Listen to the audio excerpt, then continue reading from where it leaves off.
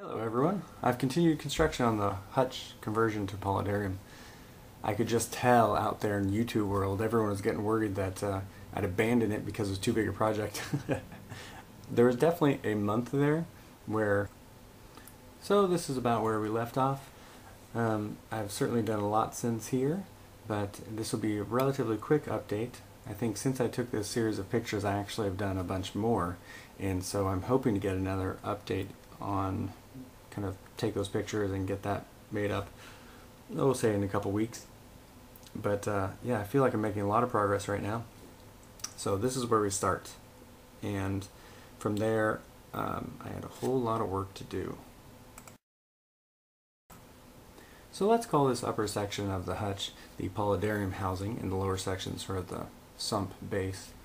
So I laid down the upper paludarium housing, and we're looking at from the top. And then I made cutouts or approximations of where I'd like to cut out the top to put in glass, because thankfully this hutch came with so much extra glass I was able to basically put glass everywhere I wanted with some to spare. So the idea here is to allow for light to get in. I'll be making a custom hood for it. But I also wanted to make sure there was room enough to put fans between each of the, or easily place fans without having to drill through glass, and also misting heads. So here you see the big areas for light exposure and the little slats where the fans misting heads will go. And here's the base of the hutch. The middle section will primarily house the sump. Some tubing will be running actually through the top of this base and to the sump. And then I'm hoping to use both sides in that top drawer just as storage, just to help keep all the accoutrement out of the way. And then, as you see here, I had to saw off the bottom, as I said in previous reports, because there was some molding and such. So I chose 3/4 inch press board to put the new bottom on. I also used that same press board you'll see later to form the back of the sort of water containing section of the paludarium. And then once that was in place, I also tried out my stain on the top. I'm turning it from sort of this yellowy brown old wood color to more of a rich red dark brown.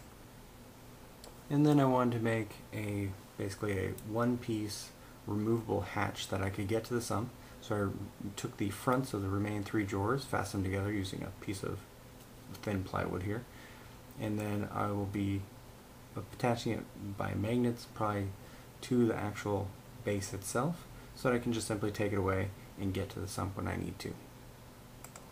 Back to the paludarium section, I cut out basically a 3/4 inch width strip of what is the bottom of the paludarium, and then as you see here, use that same press board to fill that spot. And the reason I did this was so that it'd have more, I'd be able to send nails in through the sides of the whole structure and just give it a lot more strength. Obviously I'm worried that the weight of the water, the pressure of the water would cause it to warp over time. And that's where I run out of pictures for now. Well, shoot, I have done so much since I took these pictures, and the sad thing is I don't have that many more pictures. So the next update is going to be like this leap forward in time, when all of a sudden the paludarium looks a whole lot more finished. So like I've been saying, I've been making great progress, which is awesome, and I hope to get the next update up soon. Thanks for watching, and feel free to subscribe if you want to see what this thing looks like when I'm done. Thanks.